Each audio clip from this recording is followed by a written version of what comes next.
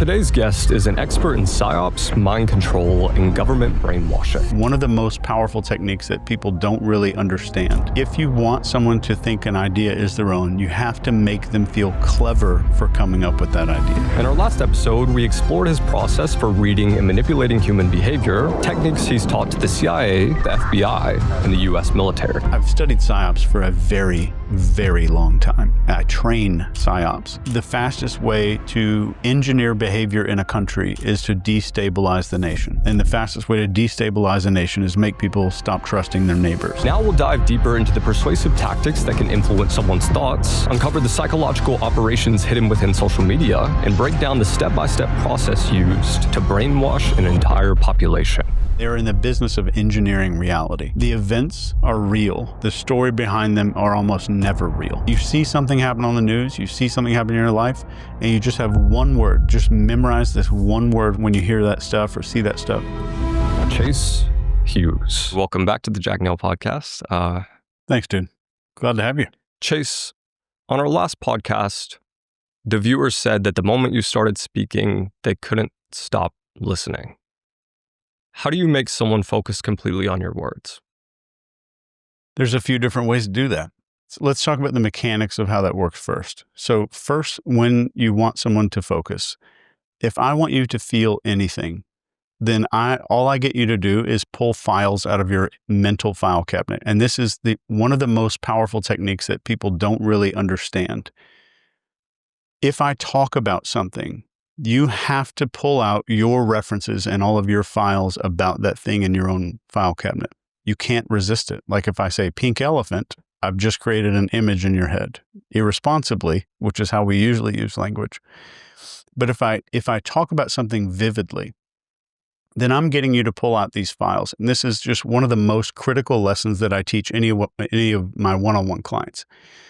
So if I know that I can get files pulled out of your file cabinet, I also know that your file clerk, or whatever we call like this memory retrieval system, I just call it a file clerk. He's going down there and he's going to pull out this file, this file, this file. Everything that he pulls out, he's going to leave it out on the desk. And because he's leaving it out on the desk, that makes the memory way more accessible later on. And this is called priming. So if I want to get you to think that being really focused on something is your own idea, I'll talk about when I watched a show and how it captivated all of my attention. And I might shift the words from me saying I to using the word you. And it'll sound something like this. So name like a really good movie. Anything. Die Hard. Okay. So Die Hard is one of those movies that people don't think is a Christmas movie, but kind of is a Christmas movie. I remember the first time watching Die Hard. It's one of those times where you're sitting there and now I've just shifted to you and people don't notice. Like you didn't notice that I shifted from I to you, right? So it's one of those moments where you're just sitting there, you're watching a movie and all of a sudden this one thing gets super interesting and all your focus gets sucked up into this one thing. It's like the volume on everything else around you gets completely turned down and you just completely zone in on something. So in order for you to understand what I just said, you had to pull out references from your own memory. So I'm getting you to pull those files out one by one as I'm describing each little piece of this process. The second thing I did that you may not have noticed is when I said you get completely focused on just one thing. I'm pointing at myself right now, very covertly. I'm not like doing this, right? But I'm saying you just get completely focused on just one thing. And it's like the volume on everything else gets completely turned down as I'm pointing away from your line of sight to me. So I'm doing a lot of things at once. So what we did here is pulled out all those files, made it more readily available, and then made you think that it's your own idea to feel how you feel because that all came from your own head. Does that make sense so far? Yeah. And then I'd use what's called gestural referencing when I'm saying something and then pointing in a certain direction. So like if I want to demonize another group of people, I might point, I'm not going to point at you, right? I wouldn't want to point at me. I want to point like away from us. So let's say the goal is to make you super focused. And I know that you are a podcaster, right? So I might say, I've been on a lot of podcasts and it's amazing how so many times I'll be on a podcast And there's this one podcaster who's like, he's talking to you, but he can't pay attention. It's like they're not really connected. They're not tuned in to the conversation. And you're nodding your head the whole time. But what I'm getting you to do is covertly make an identity agreement about yourself. I'm covertly getting you to agree that you are not that type of person. So if we started out our conversation that way, and I talked about watching Die Hard, how it is to get focused on something, and then I demonized this other group of people that's not us, saying that they can't focus, they can't tune in, they can't really connect with another person. During that time, your brain is making these agreements. And the moment I get you to make an identity agreement that's different than an idea. So I can say, yeah, it's really important to focus on a podcast. You'd be like, oh, yeah. It just sounds like bullshit because I'm getting you, that's an idea. An identity is me getting you to say, I'm not that person, or I am this person, depending on how I'm wording myself. Does that make sense so far? Then we add in a third layer. And this one would be like using what's called an embedded command, which are not really effective for achieving big things, but making small shifts in a person's thoughts, you can use these for sure. And this is where you hide a sentence inside of a sentence. And the sentence should be able to stand on its own, and it should sound like its own sentence. So essentially, the 4 rules of delivering some kind of embedded language in your language is, number 1, whatever you say to that person has to be standalone as a sentence. Number 2, you drop your tone. And dropping the tone means I'm going to talk to you in a way that I'm telling you to do something, but it's hidden within a sentence. And number 3, I want to return to our topic of discussion as fast as possible so your brain is not picking up on what's happening, and I'm returning you back to familiar territory very quickly. Does that make sense? You want an example? Sure. All right. So let's say I just talked about these other podcasters, and I would say, I think it's really rare when someone could just stop and completely focus with me the way I see it when I'm on a podcast. So I might just go right back to podcasting, right? So that would be coming back to the conversation. But what I said is stop and completely focus with me. All as one sentence. So if you took the audio clip of what I just said out, that's its own sentence. And I paused before and I paused after to help the unconscious part of your brain pick up on that more. Like it pays more attention to it, even though it sounds like a run-on sentence. So when I'm saying the words with me, the conscious part of your brain thinks that it's hearing me starting a new sentence. Does that make sense? Mm-hmm. So I might say, let's say the word like get completely fascinated, right? And I want to say that to another person. I might say, it's one of those moments, just like when we're watching Die Hard, one of those moments where you can just stop and feel completely fascinated with me, the way I see it. And then I would go right back into our conversation. But I said, get completely fascinated with me. I didn't say with me, right? So if you cut the audio out of what I said, you would think that I was telling someone to do something. So now that the audience is fully tuned in, relaxed, open, how do you feed in a thought to believe it was always their idea? And how do you change the way someone thinks permanently?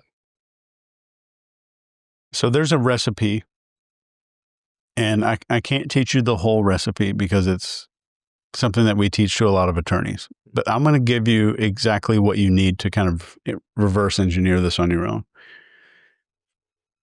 The number one thing when I teach people influence or persuasion is if you want someone to think an idea is their own, you have to make them feel clever for coming up with that idea. Clever, not smart, not that they agreed with you. They feel clever on their own. And I don't think we've ever covered this before, but if you watch the news, you'll see the news come up and they'll say, local woman is reported missing. She's been missing now for 24 hours. Witnesses say that before she was missing, they saw her arguing with her boyfriend. Details at 11. But what did your brain do? Your brain was like, oh, I know who did it. I know exactly who did it. So your brain makes this conclusion because they put 2 pieces of evidence in front of you. So when you think, I bet the boyfriend did it, you're not saying, I agree with the news. You're not saying, I agree with the facts that were presented to me. You're saying, I'm coming up with my own idea. So the goal is, if I get two pieces of data and just put them in front of you and get them close enough together, I'm going to let you reach out and click these pieces of data together. And I'm not giving you the answer. I'm making you think that it was your own idea. So I'm just getting two ideas that come together and letting you put them together. So on a sales call, I'm not going to put the puzzle together for you, but I'm going to arrange all the pieces where all you have to do is go, oh yeah. And they're right beside each other and you feel clever because you're like, oh, I know this goes right to this thing. So if you get someone to feel clever, just about every time, in every scenario, you're going to succeed in making that person think that it's their own idea. Get those ideas close enough together with some proximity that the person can clearly see they go together. And then I guess the long-term reprogramming of beliefs, what does that look like? And how, on our last podcast, you mentioned how you could brainwash me to murder someone in about 40 minutes. Does it work the same with beliefs? Like, could you change any belief that I had? I don't think that rewiring beliefs is required to rewire behavior. So it's much easier to rewire identity than beliefs. Because if you have beliefs about something, I would have to argue against them. I have to present facts and have to present counter arguments and all these things. I can get you to make identity agreements very easily. Like, are you a good person? Are you mostly right about things? Do you have a good intuition? Everyone's going to say yes, or everyone's going to at least feel yes to those questions. And I lead that identity into something that I want you to do. It's 3 steps. It's perception, and then context, and then permission. So if I change the way that you see a situation, I'm just changing your perception, not your beliefs. So if I get you to see a situation a little bit differently, and all we're talking about here is I'm shifting your camera angle. So like I'm taking one of the cameras that we have in the room here, and I'm just moving it maybe like 10 inches to where there's a slight shift and like, oh yeah, I can see the situation a little bit differently. And then context. If I change the context, I don't need to shift any of your beliefs. I automatically change your behavior. And that's what's happening with all of society right now is they're learning this method, and the context is shifting so fast that it's making people celebrate violence. Like people celebrating the death of Charlie Kirk, which is pure sociopath behavior, but it becomes okay given a certain context in these people's heads. And I'm not saying it's okay. I'm saying their context has shifted so much that if I demonize someone and make them like, this is baby Hitler, and you really genuinely believe that, you're going to be like, wow, that changed the future for everybody.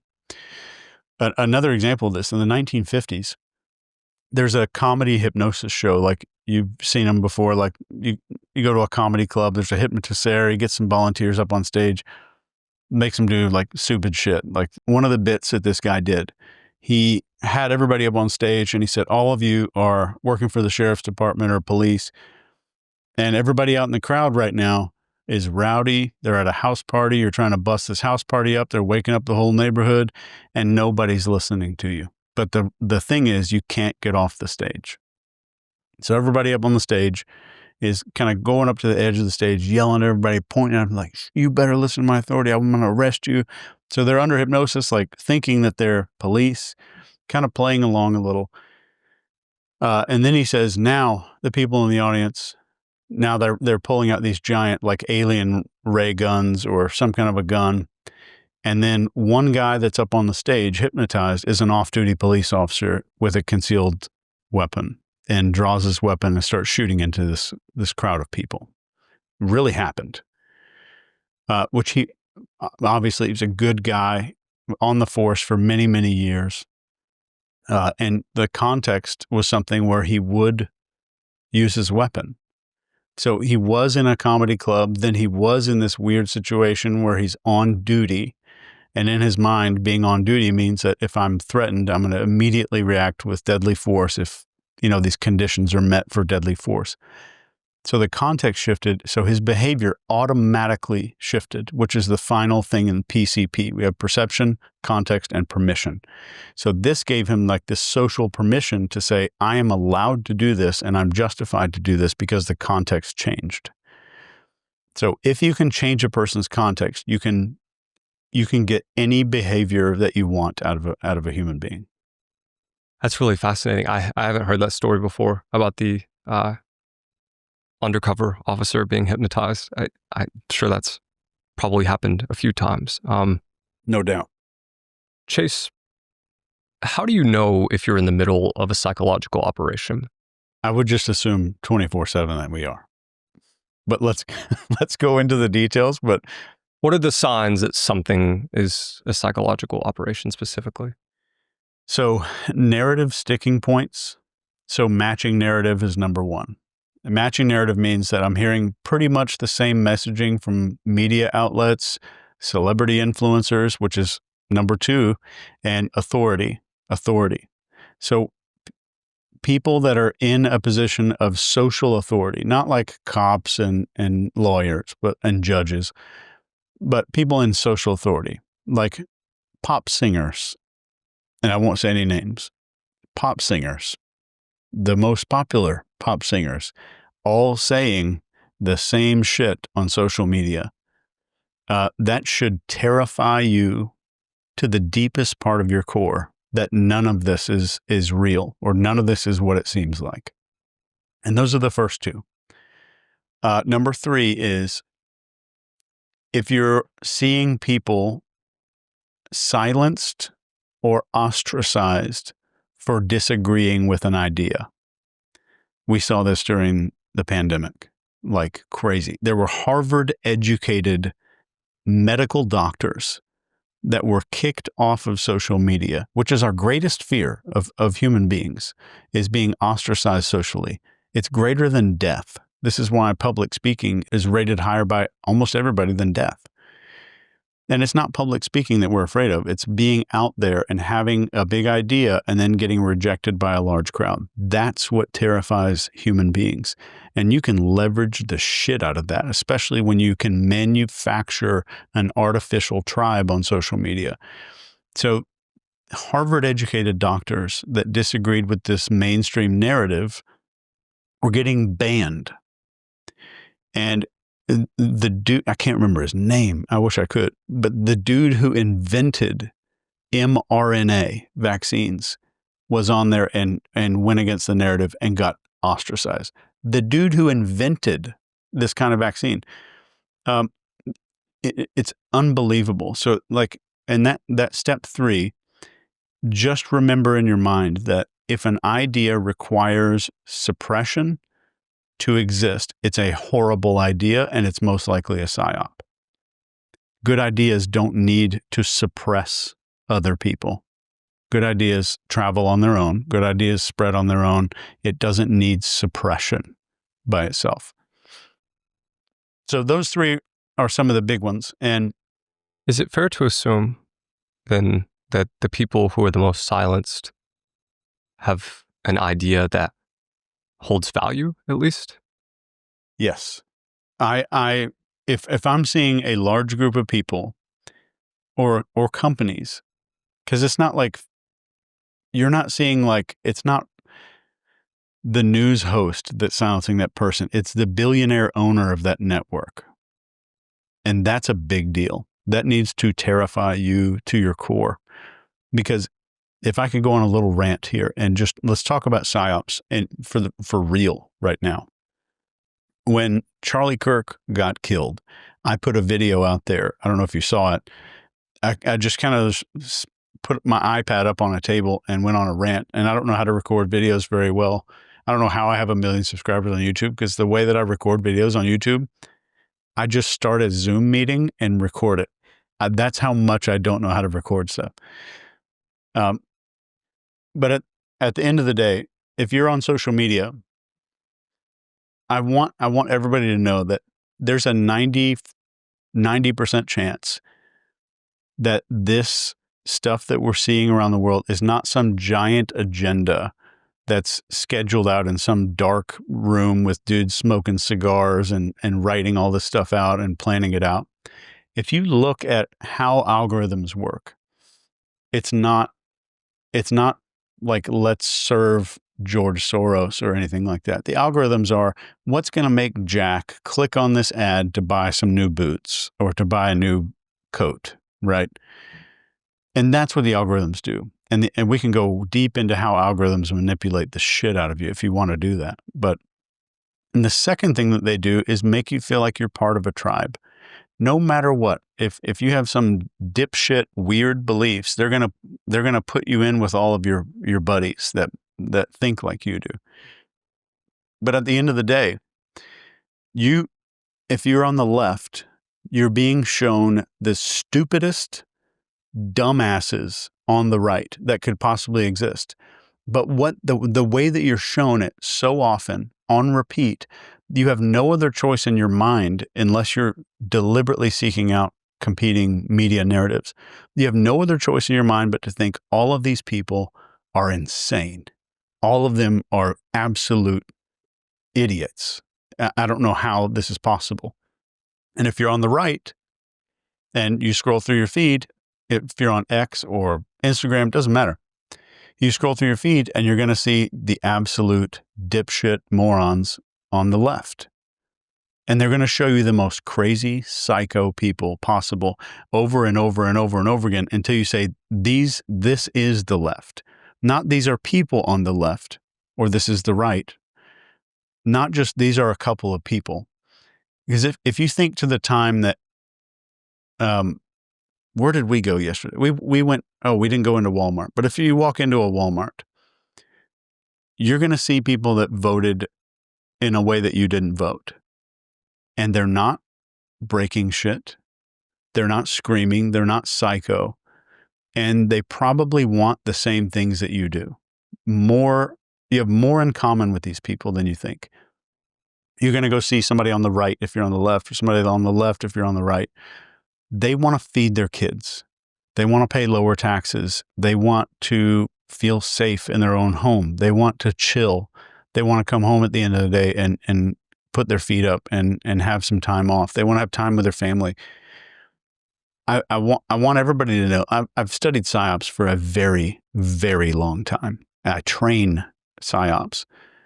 And you have more in common with all those people that didn't vote the way you voted than some billionaire elite that's influencing media narratives. Even if that billionaire votes the same way you do, you still have more in common with that person that voted the other way that you see every day in your life. That's not crazy. That is absolute engineered reality. And I have a checklist of how to tell if you're living in an engineered reality that you can, if you do show notes, then somebody can click it in the description. You can download it right now. And the guy from the Y-Files, AJ Gentile, just did a whole show on this, the engineered reality system. And I'm not sitting here trying to say, oh, you need to love your neighbor, you need to love people, and that'd be great. Yeah. I'm just saying that the hatred that people are feeling for the other side is engineered. It is not real. And it's very difficult for people to admit that I have been manipulated. And I can tell you, as the PsyOps dude, the mind control guy, whatever you want to call it, I am as vulnerable as everyone else. I don't have you don't get a vaccine. If you learn a certain amount, you don't get immune to manipulation. This watch I'm wearing came from an Instagram ad. So I'm not immune to any of this stuff. And the moment that you think, oh, not me, I'm not immune to that, you become the most vulnerable person in the room. It's like you're going into Best Buy and you get a laptop and you're like, oh, no, I don't want any of that antivirus software. I don't get viruses on my computers. You become vulnerable because you think you are invulnerable. So realizing that all of us can be manipulated and then coming to terms, it's very difficult to do, to say, I've been lied to, I've been manipulated. And the biggest thing that people need to say is this isn't me. This isn't me. This is an engineered reality version of me. And what are those people responding to? Why am I getting mad at the left or mad at the right? Context. My perception got shifted, then my context, and then my permission to treat people like shit or, however I choose to react to that situation. Are you saying that the way these algorithms try to divide us and incite violence is engineered in itself? Or do you think it is a fault of the algorithms and what they reward? Because people say algorithms reward watch time. I mean, you know this stuff because you do YouTube, you have your own YouTube channel as well. Algorithms reward watch time, engagement, comments, shares, etc. Is this just a result of the way it's designed, or do you think it was intentionally designed this way to incite this kind of violence, political violence? I think it's both. And here's the bottom line that it's going to hopefully seal this for everybody. Number one, their job is to get your attention and keep your attention and then sell you shit and make you click on ads so they can make money. That's number one. The best way to do that is to put you in a tribe where you feel safe most of the time, show you what you agree with. However, these two Chinese intelligence officials wrote a paper that later got turned into a book called Unrestricted Warfare. And in this book, they talk about a hypothetical country that's very similar to the United States. And it's a country that has what they call asymmetric capabilities, where our military is vastly superior and would win in a military war. However, in order to win against a country like this hypothetical country the Chinese talk about, PsyOps was a huge part of this. And there's two trains of thought, and I'm not subscribed to either one. And I don't just say that to be a podcast idiot who doesn't want to piss people off. I genuinely don't know. Maybe it's both. So number one, the fastest way to engineer behavior in a country is to destabilize the nation. And the fastest way to destabilize a nation is make people stop trusting their neighbors. Stop trusting people that are within an arm's reach that could help you during an emergency. Number one. And the second train of thought is, if I want to obfuscate and hide my actions as one of these weirdo elites who's kind of controlling everything, I want you fighting sideways, never upward. And look at our country right now. Everyone's fighting sideways instead of up. So I get you to fight sideways. You'll never look up. You'll never see me standing there kind of pulling all these strings because I'm getting you to fight wars that are horizontal instead of vertical. Would you say that's the biggest psyop happening right now? Because I have a few others we could go through. There are some much bigger ones. But one thing that I've told my kids as they were growing up, and we're at my house right now. I don't know if we said that yet, but like this is my office that we're sitting in. You got to meet my son last night and again today. And when they were growing up, they would always ask about did they get hypnotized? Did somebody get controlled? They were 6, 7 years old asking these questions. And one thing I would always remind them are the events are real. The story behind them are almost never real. So when you see something happen, the event is happening. The story behind it and the entire thing is usually some kind of theater production. There's something happening there where we are in engineered reality. And if you look at that engineered reality matrix, you can just clearly see that so many of these things are engineered. And I'm not saying there's actors being hired and things like that, but I'm saying the situations are engineered. You see a big catastrophe happen the moment some big embarrassing thing is about to get released. And it's every time. So there's always something going on. And I'm not sitting here as some harbinger of truth who's saying like, oh, I've got everything figured out and I know all these guys pulling the strings. I've never focused too much on that because knowing about it is not going to really free you. You're not going to be like, it make you feel cool. You'll get a placebo of some kind of control of your life, but you have none. I want to focus on what are the methods that are being used. How can I make people aware of the methods and how do I train people in these methods so we can start using them in a in a war against that in our own mind of just fighting against being in that level of control. We'll get into some of the methods a bit later in the interview that can help people protect themselves from a psyop and use some of Chase's methods in their own life. But I do want to ask, why do you think the Israel-Gaza psyop failed in the US? Because it seems like America used to have a very positive opinion of Israel and Israel affairs, and that has largely shifted to the point where it's become mainstream to say a thing like Free Palestine. So from a psychological operative perspective, why do you think they might not have won their case? There's a few reasons. There was a CIA program.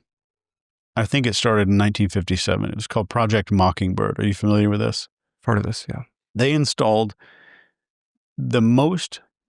so if you talk to your parents, every news anchor that they remember from their childhood, there's like a 90% chance that was a actual CIA operative. And this is documented, released documents. Guys like Walter Cronkite, like one of the most famous news anchors of all time, working for the CIA to engineer reality. And they're in the business of engineering reality. And you just have to understand that so much of our reality is engineered. It doesn't mean you walk around like a schizophrenic thinking that everything's out to get you, everybody's targeting you. It just means like you see something happen on the news, you see something happen in your life, and you just have one word. Just memorize this one word when you anybody listening, when you hear that stuff or see that stuff. Maybe. Maybe. They say, oh, this happened today because of this one thing. Maybe. Just maybe. You don't have to say there's some global cabal and like I need to drill down to the end and go break into the Bohemian Grove and like figure out all the shit that's going on. You don't need to do all that. Just maybe. That word can protect you from so much of the bullshit that's going on with engineered reality. I don't even know what your question was. I will say, just as an aside, that spending time with Chase and his son, the one thing I noticed was he wouldn't let his son make any direct, like full identity statements or just like absolute statements. He'd be like, maybe that's the case. Don't say that. Say it could have been this. And I found that to be very interesting. I think it's very helpful in people's life to usually say maybe as well. But the original question was, why do you think the Israel-Gaza psyop failed? Yeah. So back to Mockingbird then. So there was, as time went on through the 50s, 60s, 70s, there was a very strong foothold in what the American public was exposed to, the opinions and everything else. So it wasn't like, there's so many people that think, oh, when Twitter and Facebook came out, we could engineer people's opinions. No, this shit's been going on in the newspapers for a very long time, since like the 1920s. And it started with another guy who was Sigmund Freud's nephew, which is another story if you want to get into it. But it's been going on for a long time. What was that guy's name, just so people have context? Edward Bernays. Was the father of propaganda. Yeah. Yeah. The father of American propaganda, anyway. Mm-hmm. There were some Soviet programs that were really good, too. So as that, they had a strong foothold, and essentially, just to turn this into like a couple of sentences, that foothold loosened as people were able to get on social media, and then Twitter X was acquired by Elon, and then he just had this policy of like open truth, and you're not going to get kicked off of here for offending people, which like offending people isn't against the law. Like we should be able to offend each other to have powerful discussions and change politics, and even forwarding scientific advancement should risk offending somebody who wrote a paper or something. So that came out, and then it became less. So there's always been some outliers. There's some guy who runs a podcast. There's like the Alex Joneses of the world who just don't give a shit, and they will just unload, and they don't care about the social consequences. But a lot of people who have these opinions were scared of like, oh, I'm not going to do that because I'm going to have social consequences. I'm not going to talk about anything. But the apparent consequences of speaking up are getting less and less and less than they used to be. So the reduction in social consequences is making the conversation seem to be like people are willing to speak their mind a little bit more. But when people are saying like free Palestine and all of this kind of stuff, a lot of that is about identity. It's not about like you learned about Palestine and then you made an agreement. If you look at this, this is going to upset a few people, but I just want you to look at this objectively, that what I do today and the things that I post online are not me making a decision today. It's everything I've made a decision about for the last 2 years publicly. So what have you done publicly for the last few years? Maybe I committed to being a member of a left or a right leaning party. And that means that I also committed to this and then this and then this. So that shapes all of our behavior. And I think some people may not be willing to admit it, and that's okay. Some people may not be ready. You got to be willing to admit that, like, we get shaped by our past, and we get shaped by the things that we're publicly made to agree with. And if I can get you to make an agreement, that's one thing. If I can get you to make that agreement in front of 10 people, I alter your behavior almost permanently because of how you view yourself and not wanting to go away and be seen as a person who's not who they say they are in front of the tribe. So I think a lot of that comes down to the fear of tribal outcast. So when I said 2 sentences, I meant 29. So it's fair as well that just from the way you're describing this, that free Palestine appeared to be lingo that was fairly restricted or at least unfamiliar to people. And then in of itself, people made it a movement to be like the underdog. These are the victims. And I'm not saying that isn't the case, but I'm saying that was at least what most people will tell you, which makes it the more likely side to join. And if I view them as the underdog, then everything I see on social media is going to agree with me, and they're going to show me what I need. So if I'm looking at something online and I agree with the Free Palestine thing, I'm only going to see anti-Israel content, because if I start seeing stuff I disagree with, I'm going to close the app. I'm going to exit out of the app. So Dr. Phil has a great way to think about this. And Dr. Phil says, no matter how flat you make a pancake, it still has 2 sides.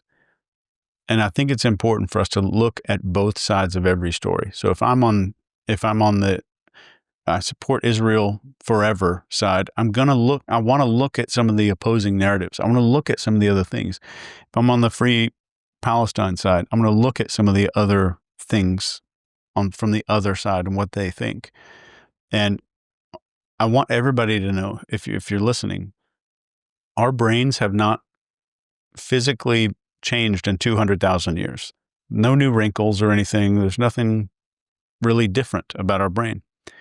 And we tend to think, we want to tell ourselves that our brain is a truth-seeking mechanism, it's wired to seek the truth. It is the opposite of that. Our brain's job is to keep us alive and search for things that we already think are true. So your brain is basically a defense attorney, and their job is to prove you right all the time.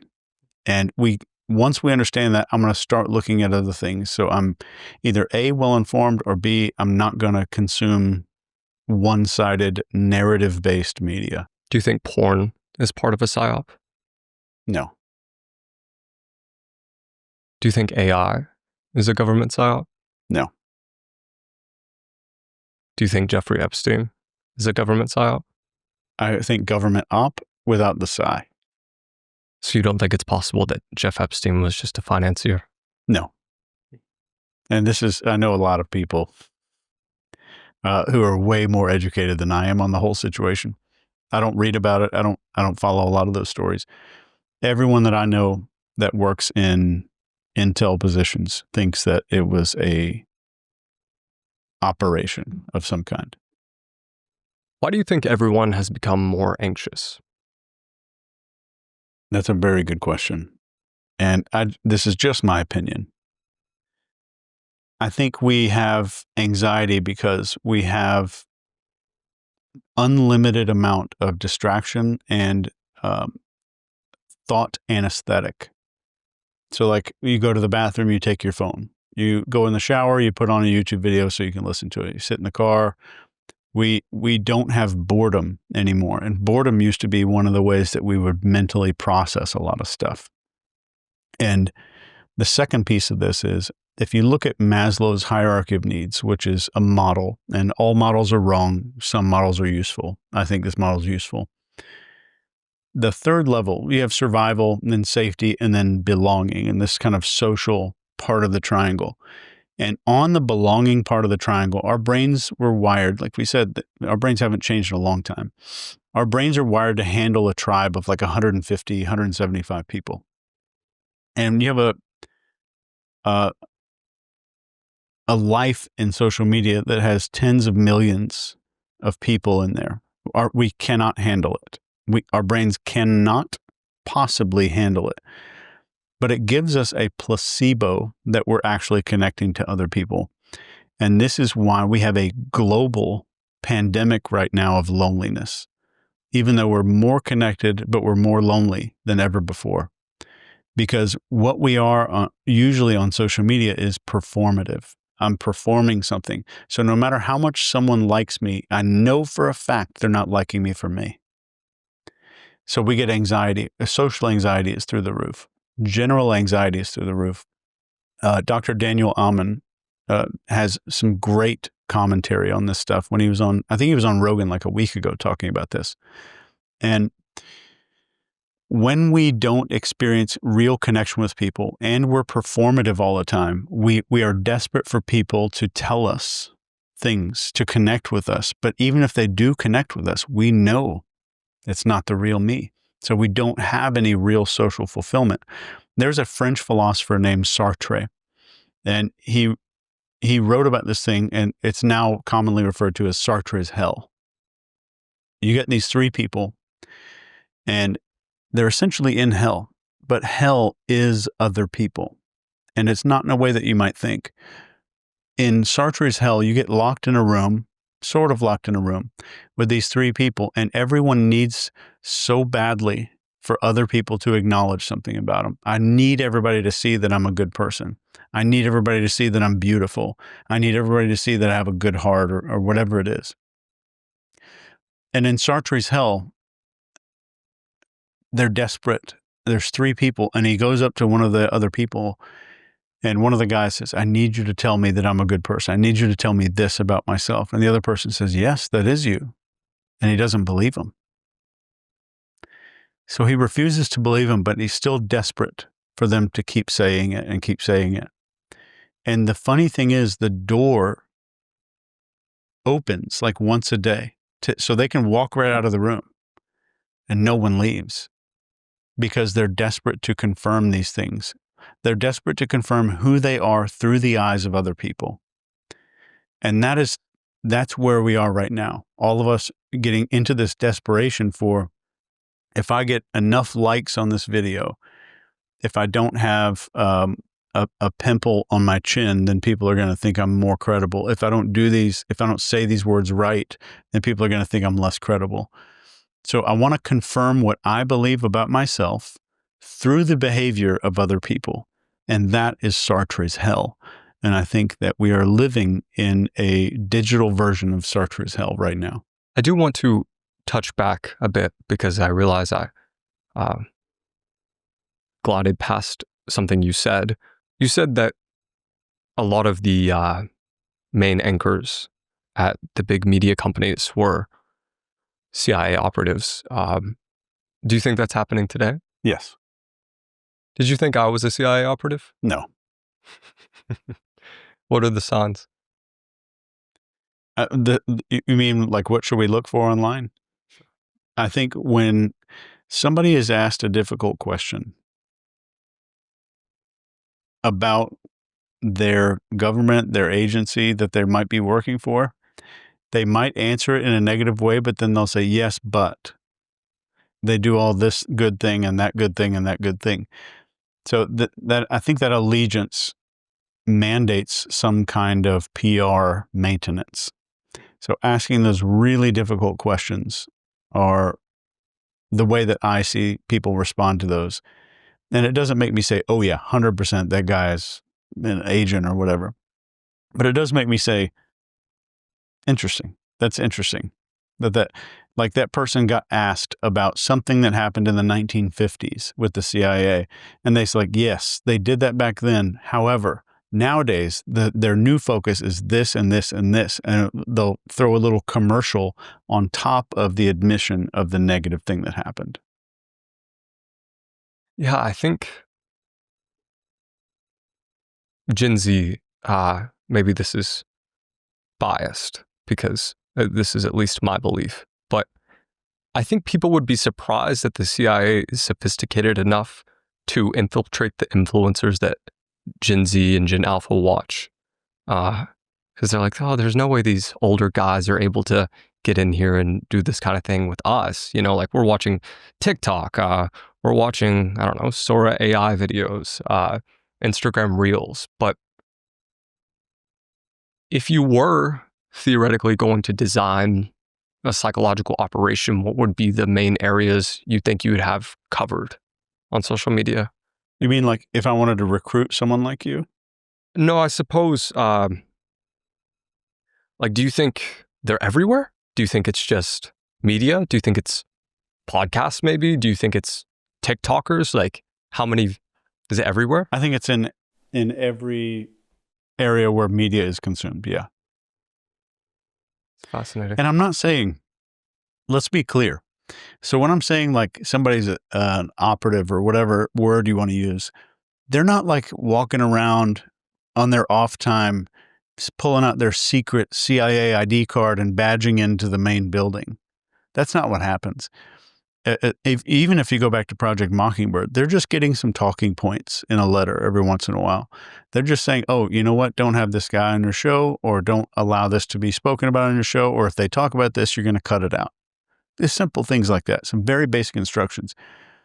And the way that somebody like a Gen Z person might get recruited is, let's just use a hypothetical person instead of a real person. So you're talking about how someone like me could get recruited into this. Yeah. So it's not like designed from birth. Oh, no, not at all. They'll typically capitalize on the people who already have talent and skill. It's not like they're going to they don't have to worry about that because people are going to rise to the top and they don't have to worry about training them in charisma, media, on-camera presence. They just find the people that are already doing well. So it saves them a lot of time and a lot of money. So let's say one day, let's just use you as an example. Somebody comes up and says, hey man, I love your podcast, yada, yada. They're in a restaurant, a bar, whatever. And they say, I have a serious question for you though. Are you a patriot? Would you consider yourself a patriot? Now I've got you locked into identity, right? Exactly what we talked about at the beginning of our show here. So you consider yourself a patriot. Then we'll go on a little bit. I'll get you to make a few more comments and stuff like that. And I'll get you to make a few more agreements that say that, yeah, I support the country and all that kind of stuff. And then I say, well, I have an offer for you. But before I show you anything, I just want you to say yes or no. Would you be willing to entertain the offer and look at what I have? And it might be uncomfortable. Would you be willing to look at it? Sure. Yep. Stage one is I show you all of your browsing history, captures from your webcams on all of your phones and computers of you doing the most compromising shit you could ever possibly imagine. Every bad thing you've ever done recorded in some way. And I'd say, I like your podcast. I think you're doing a great job and I want to protect you. And I want to keep all this from the public eye. But we also want to give you $20,000 a month. So I'm going to protect you, and B, I'm going to give you $20K a month from all this. So you have the carrot and you have the stick at the exact same briefing, and you agreed to receive the briefing from me even after I told you it was going to be stressful. So now you feel like you chose all of this. So you walk away not feeling like I shoved this in your face. I told you it was going to be stressful, and you agreed to it, and you agreed that you're a patriot and all the other agreements. And now if you say yes, the reason that you're doing this on your podcast is for your country. because you're not going to call yourself compromised. We have this thing called cognitive dissonance that keeps our brain from thinking I'm a bad person. We have a hardwired thing in our brain that says, I did this bad thing for this good reason. It's in everybody's brain. So now when you go back on the podcast, you're going to go back to that sense of patriotism, because that's how that person anchored that conversation at the very beginning and probably at the very end. So now, even though you're being asked to silence people, not have certain people on the show, leave something out of your podcast, you're telling yourself, and whoever's your handler is telling you, this is for the greater good. This is for the good of the country, because we have these brand new initiatives that are coming out. The Saudis are doing X and Y and Z. Chinese are preparing operations to do X and Y and Z. And if this thing got out, it could have caused a massive panic and a massive crisis. So you did the right thing, and you kept the Americans safe by doing that. And you'll tell yourself that, and you'll feel good about it. So when a person is like in this situation, they will feel good about what they're doing. Even if it feels a little off in the back of their mind, they'll still feel like at the end of the day, I'm doing the right thing. What happens if I say no? At the end of the day, if you said no, then, and this is all hypothetical, I'm making all of this up completely. At the end of the day, if you said no, the conversation would turn to, well, I think you're doing a great job. I appreciate you having this discussion with me. And I have to say that there is no way that I can prevent this stuff from reaching the public eye unless you decide to work with us.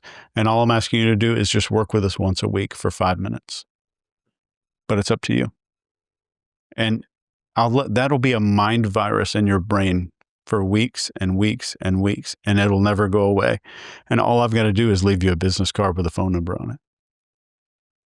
And you'll call. Eventually you'll call. That's fascinating.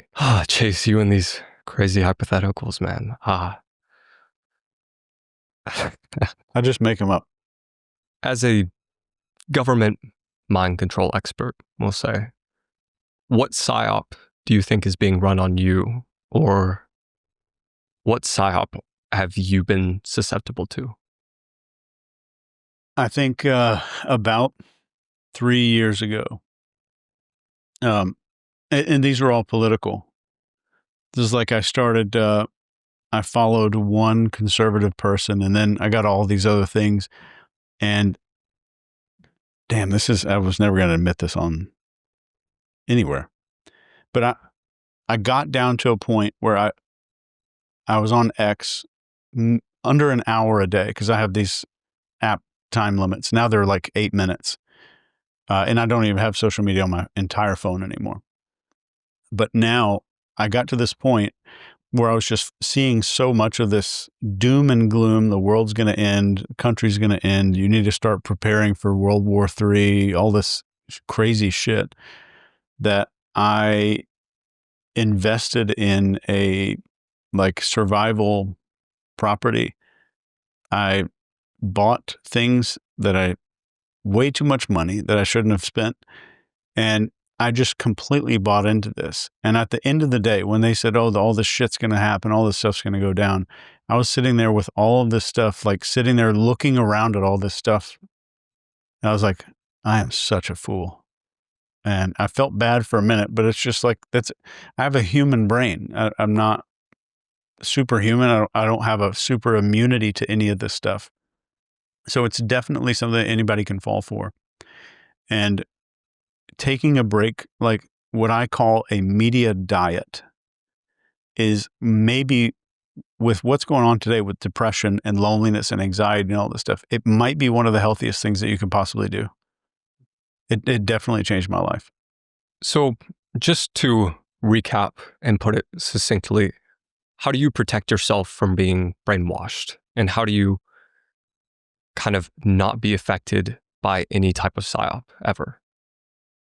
That's impossible. But the fastest way to do this is, and I built this method for myself.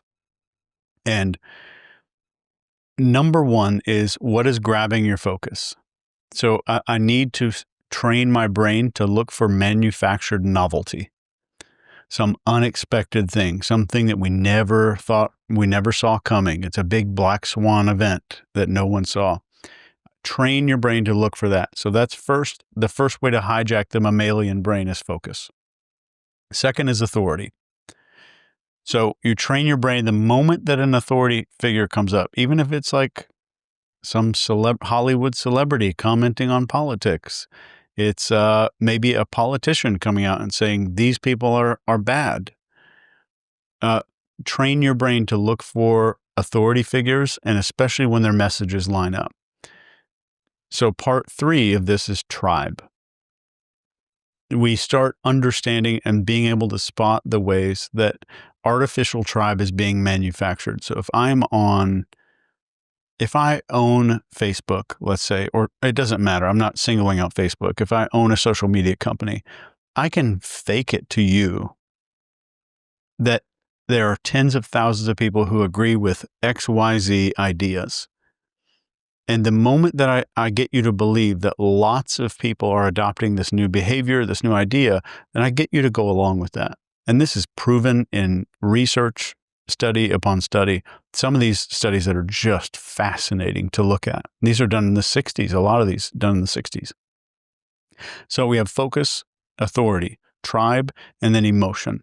So when am I getting emotionally played? Not just when is something making me feel emotional. A good commercial makes you feel emotional. Like there was some of these Super Bowl commercials that people would cry during these commercials because they were so well done. That's okay. When am I being emotionally hijacked? And here's the way to tell when you're being hijacked. And in hypnosis, this is a hypnosis technique that I think was invented by this guy named Dr. Milton Erickson, who's like the grandfather of hypnotherapy. He's the reason that hypnosis and genuine hypnotherapy got approved by the American Medical Association, the American Psychiatric Association. And this technique is called fractionation. And in a fractionation, I have your emotions here, and I show you things to bring it up here, piss you off, and then bring you down again to something that's joyous and happy and reverent and kind and awesome. Then I bring you back up again. And then when I pull you back down, you'll be twice as vulnerable. Then I bring you back up again, pull you down, you're twice as vulnerable. So just to give you the corollary and like how this came from hypnosis, if I'm hypnotizing you and I only allow you to wake up a little bit, just to a point where your eyes open a little bit, and then I put you back down, you'll go deeper. Then I wake you up a little bit, just where your eyes open, push you back down, you'll go deeper every time. So this makes us hyper suggestible. So being very keen and very aware of when I'm going up and then back down and then up and then back down. And if you're really good at this, you'll be able to spot where the ads, you'll know before you see an ad. Quick one. Something Chase taught me on our last interview was that being well-researched gives you a significant advantage when entering a conversation with someone. So now when I have a guest on my podcast, I try to learn the little details, hidden gems, things that they would never think I would know about them, so our content is as good as possible. This is a big reason we had to start using Poppy for all of our content, because with their platform, you can take documents, voice memos, tweets, podcasts, TikToks, and connect them all to a chatbot that instantly transcribes and lets you interact with several pieces of content at once. As someone with over 15 billion views on social media, good research is your competitive edge when it comes to going viral. So if you want the most powerful AI tool to improve your content, just go to jackneel.com/poppy. They have a 30-day money-back guarantee, so if it doesn't give you value, it's completely free. You can also scan the QR code on screen or hit the first link in the description. But anyway, guys, back to the podcast. So you'll see riots, then you'll see fighting, then you'll see a body cam footage of somebody getting in a fight with a cop or arguing with a police officer to kind of like, kind of get your heart racing a little bit. And then you'll see maybe one more thing that pisses you off. Then you'll see some other party person, left or right, doesn't matter. You'll see some political thing that pisses you off and makes you hate. Tribalism. So it's injecting the tribe. So that's focus, then authority, and then tribe. And then we have emotion. And that emotion starts right as that big thing is pissing you off. Then you'll scroll one more time and it'll be one of those videos of like, oh yeah, we just found this baby coyote on our back porch and he was injured. So we splinted his leg and we bottle fed him. And then it shows this little coyote, like a time lapse of him growing up, sleeping in the bed, playing with their baby, playing with the dogs, all this stuff. And it's like, wow, like you get this big emotional rush. That's fractionation. And then right after that little baby coyote video ad, you'll get an ad. And no human came up with this. I definitely didn't teach them this. The algorithm started understanding what makes people click. So paying attention to that is step one. Step two is, where am I seeing these narratives repeated throughout multiple media sources? I'm seeing lots of the same exact thing from multiple places. And number three, and this might be the most important of all, is where am I seeing people who disagree get ostracized? Am I seeing people get exiled from some community because they disagreed with something? And those are the signs that you're in a cult as well. It's the same shit that cults do to recruit members and keep members. Like, what does a cult go through? I'm going to get you to adopt a whole lot of new beliefs and new identities. I'm going to introduce you to a cult following. Like, you have to stay in this members. I'm going to get you to start tribalizing yourself with these people versus everybody on the outside. There's an in-group and an out-group. Then there's the cult ideology and dogma that you have to follow. It's just this rigorous thing to start changing your behaviors. What you're seeing on social media, and not just social media, the media overall, is basically what cults do to people. I'm going to isolate you and show you that you're powerless without these things. You have to follow this leader. You have to follow this doctrine. You have to excommunicate yourself from this tribe because they don't agree with you. They're creating a cult. It's exactly what we're seeing. And I'm not trying to be dramatic here, but maybe that'll make for a good 60-second short or something. But at the end of the day, if I feel like if I adopt a belief and I can feel morally righteous because I believe something, that is completely fabricated. That was engineered into your brain. But the hardest part about doing this, and people will say, like, what's the checklist? What do I need to do to protect myself? The hardest part is admitting that you're vulnerable to it. Because a lot of people are like, no, I got all these ideas myself. I did research and I did all this and I looked at this, I looked at this document. Because our brain's job is to prove us right. So like, you see the same stuff in a Tony Robbins seminar. It's like, if you continue saying you're not successful, your brain's job is to prove you right. But if you continue saying the people on the far right are absolute dipshits, or the people on the far left are dipshits, your brain's going to just look for evidence to prove you right. That's its main job. So you have to be able to admit that I have been manipulated before. That's got to be step one. It's fascinating. Would you say I know Tony Robbins was trained in hypnotherapy, right? Yeah. Is that fairly common for large, I don't want to say cult leaders, but people with a large audience that's very loyal to them? No. They're trained in hypnosis? No. Manson did. Charles Manson. Yeah. Studied hypnosis and a few other things, but mainly I think his main book in prison was like How to Win Friends and Influence People back then. It's like a Dale Carnegie book, which is one of the best books ever written on like just having good social skills. But I think that the people who rise to the top and become cult leaders, you have, number one, you have like a grandiose narcissism, and you can't have a malignant narcissist as a cult leader. It's a lot harder to do that. Grandiose narcissism, like my confidence in me and how perfect I am and how flawless I am is so strong that you'll just buy into it. So you have that. And I think that people that rise to the top and become famous cult leaders, the ones that we hear about, because for everyone we hear about, there's 1,000, 10,000 that we don't even know about. So the ones we hear about, I think, naturally become good at those skills that resemble hypnosis because they're calculating human behavior their whole life from the time they're 3 or 4 years old.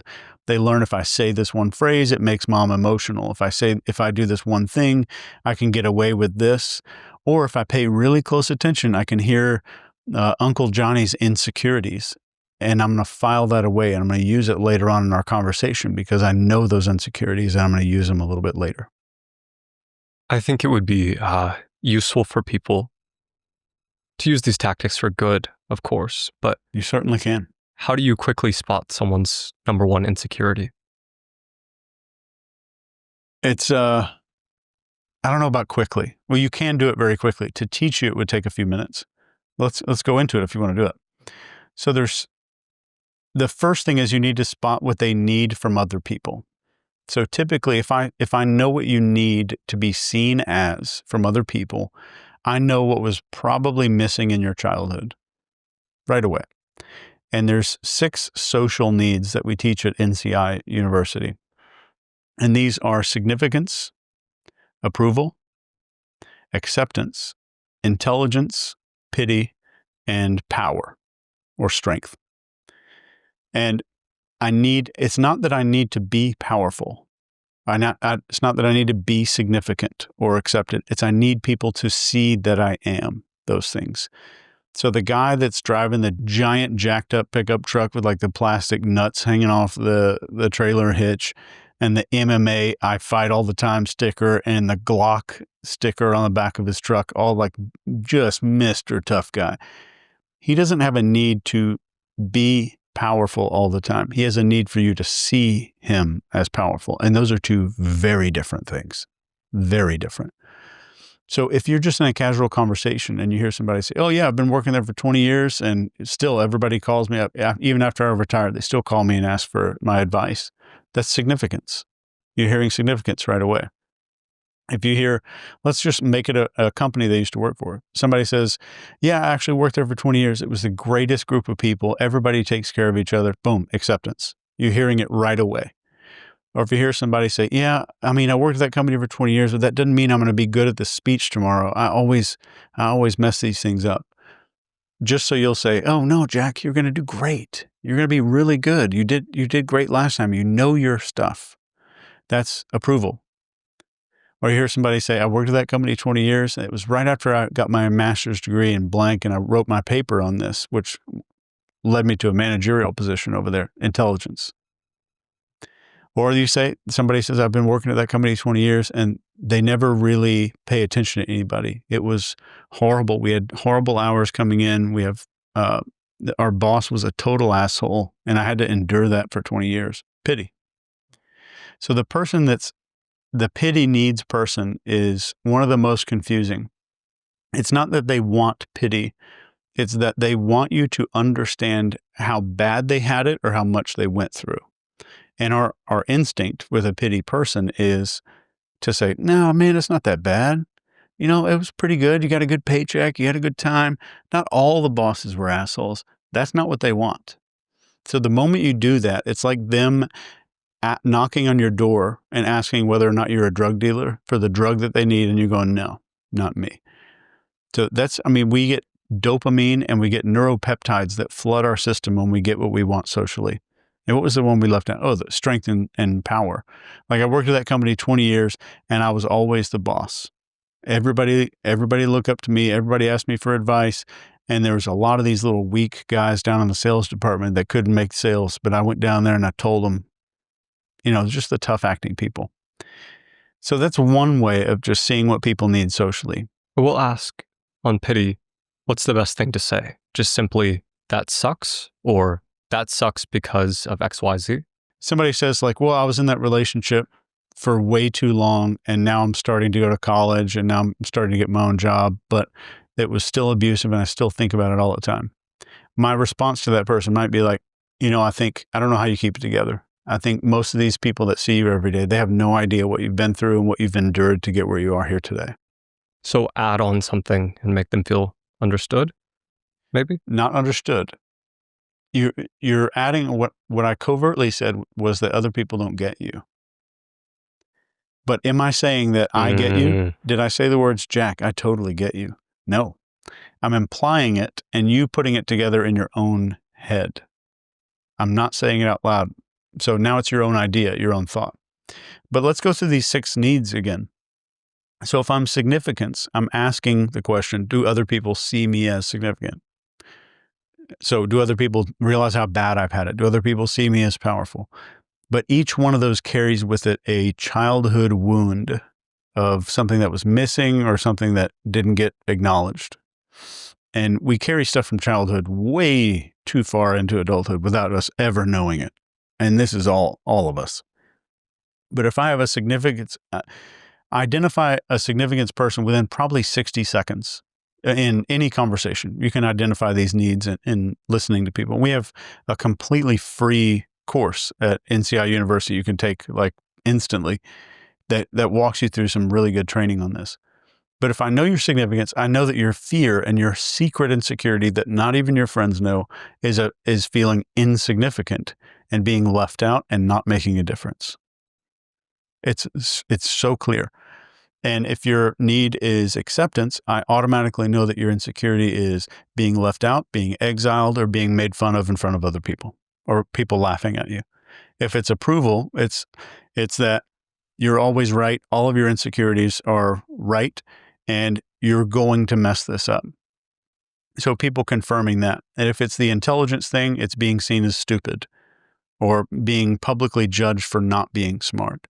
If it's the pity thing, then their secret insecurity is no one's going to know what you've been through to get where you are. No one's going to acknowledge you ever. No one's going to understand you.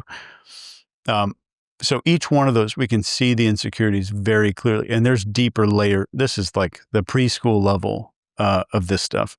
And within probably 2 minutes, just using this system, you can see deeper into a person's life than their family and their best friends. And it's extremely reliable. In our last interview, I asked you to make a few predictions about me without speaking to me. But now that we spent some time together, what would you say my biggest insecurity is? So I would say that your two are probably significance and intelligence. Yep. Yeah. Okay. And it's very clear that your acceptance is not that high. Like people who are more in the acceptance will be more raising their eyebrows during a conversation. They'll ask for confirmation. They'll talk about teams. They'll talk about we came out here. We traveled this. We did that. They'll use a lot more of those pronouns that talk about groups of people. And the approval people are pretty easy to spot. They're just saying statements to make you go, oh, no, you're good. So I know that you're automatically within maybe 2 minutes of meeting you, I would know that your insecurities are feeling like you make no difference at all, that you're insignificant, and that people think you're stupid. So that's pretty fair. Would you say, I don't want to guess yours, but would you say yours is significance related? Yep, significance, intelligence for mine too. I didn't catch intelligence. That's interesting, but by the guy who wrote 7 books. That's fair. Chase, what does where someone sits say about what they want from you? What do you mean? Like at a table? Just, I guess the way they sit, where they sit, their proximity. I know you talk about proxemics. Mm-hmm. What can you kind of tell from that? I would say it's hard with sitting because if it's a new environment, there's going to be new behaviors. The brain's not adapting yet. I would look over time. So the number one thing you can do when you're looking at body language, nonverbal communication, is look for changes. So looking at initial conditions is not always going to give you a good read. So look how the conversation starts and watch the changes in that person's body as it evolves. The number one thing you can look at, did we talk about blink rate on the last show? Yeah, we spend so much of our time looking in people's eyes, and it's an unconscious behavior that you can look that someone blinking more often is stress, less often is more focused. And your job is to take people's blink rate and lower it through a conversation. So we're not just looking at a snapshot of fast or slow. We're watching for when does it start speeding up? When does it start slowing down?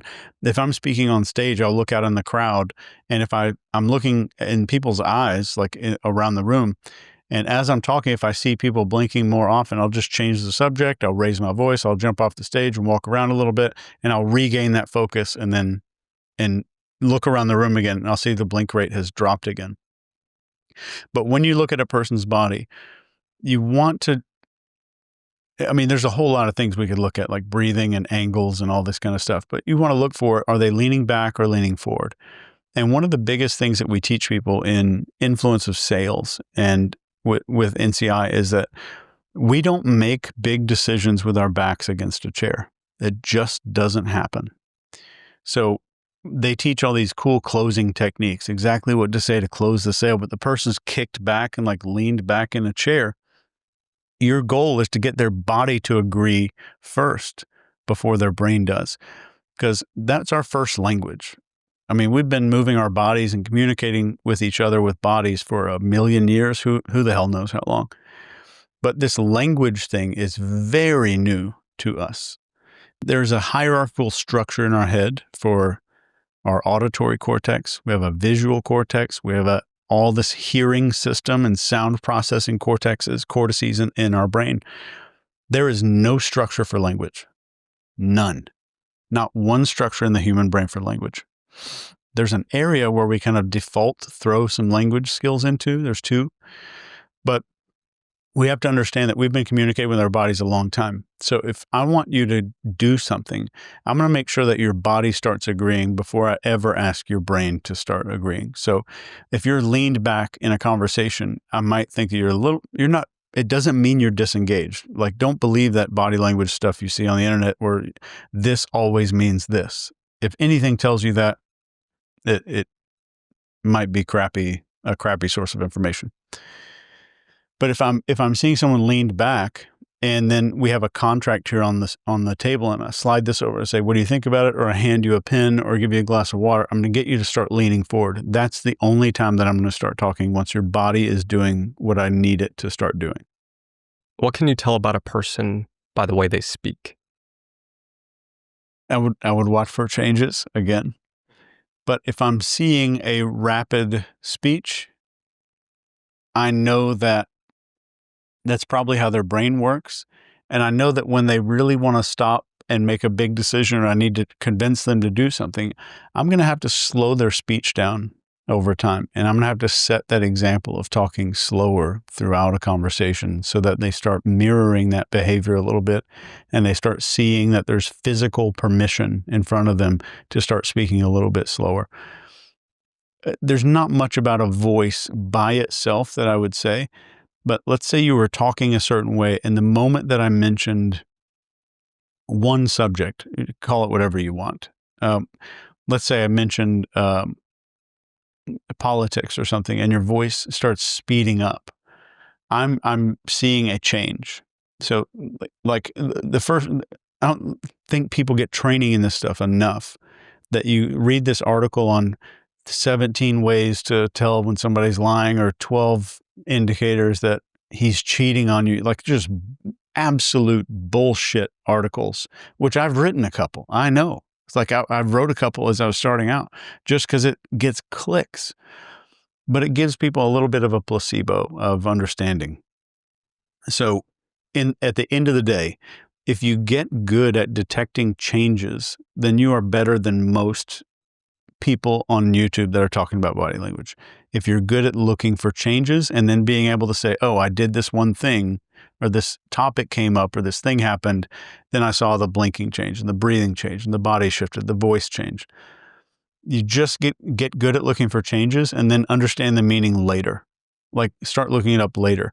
Just become a change detective when it comes to people, and you will be so much better than if you had spent years studying all this body language stuff.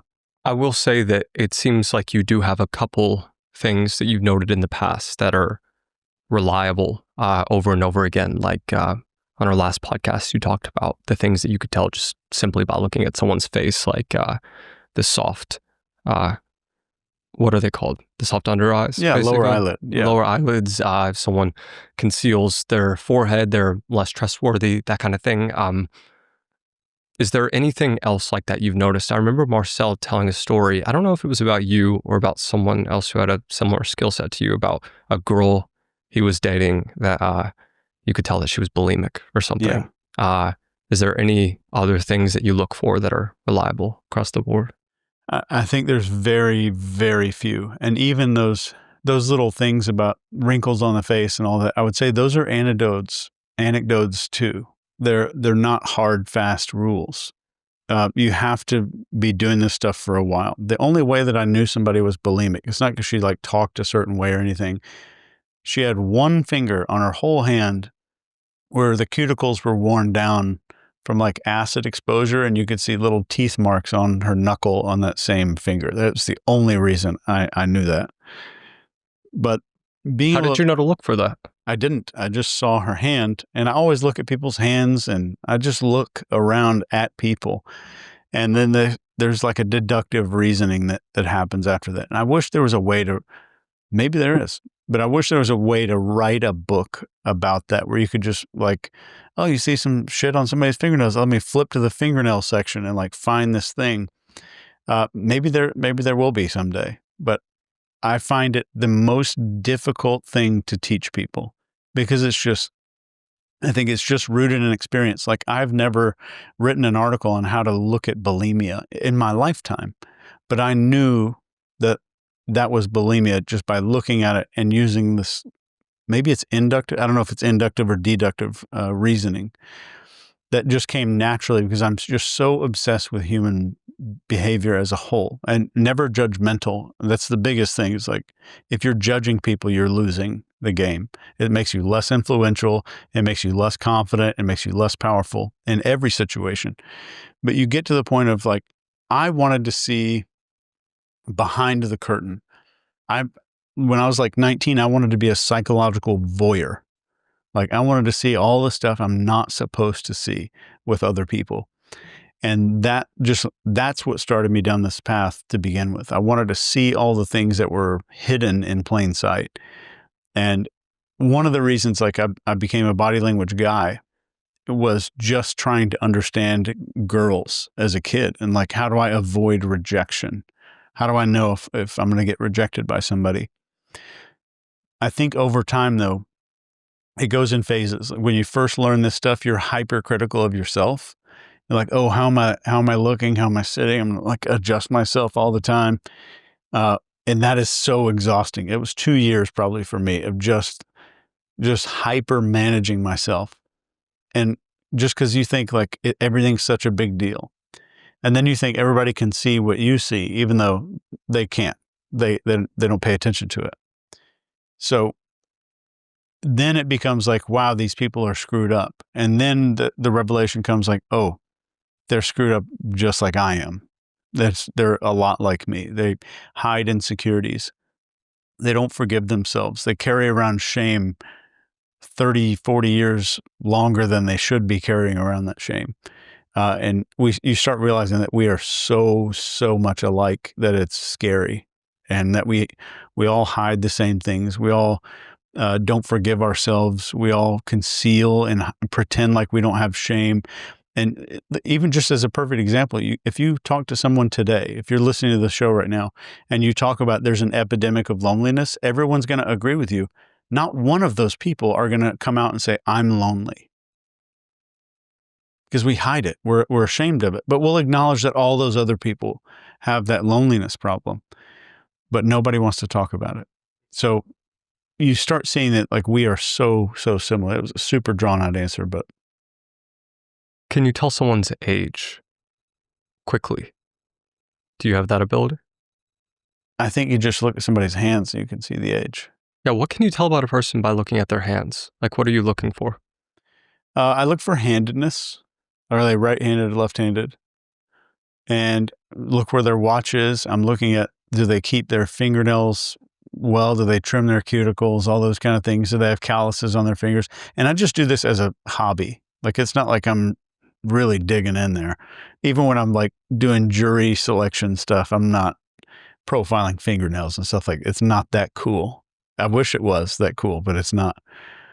And just looking for basic things. Is one hand more tan than the other, which means this person's probably spent a lot of time on the golf course. Just all those little small things and knowing little facts. Like I know if you're not wearing a watch, I know the fingernails on your dominant hand are going to grow about 1 millimeter per every 4 months time faster than your other hand. So like the dominant hand is going to grow faster. And just those million little stupid facts like that pile up to give you this little arsenal of being able to see almost irrelevant stuff about a person. Am I left-handed or right-handed? I think you're right-handed. Am I wearing any jewelry? You have a silver bracelet on your left hand last night, but I didn't see anything today. Do I have rings? You had a Aura ring on your left hand. Which finger? Index. Ah, close. Okay, ring finger. Ring finger. Because you told someone I was married, so I was thinking that you observed that, but that's good stuff. I think I look at hands a lot too, but We're trained, as a species, we're trained to look at hands because that's what's going to attack us. If we meet up with another person, that's going to be the biggest threat. So our eyes are naturally drawn towards where the weapons could be and what could be hurting us in the future. How do you know if someone is about to be violent? As it changes? Yeah, there is a graphic that I'll send you that you can throw up on the screen or make it as a download if you want. But there's 4 ways that we teach police officers to predict violence, and it uses the word COPE, C-O-P-E. So it's concealment, oxygenation, preparation, and expenditure, like someone's burning off adrenaline.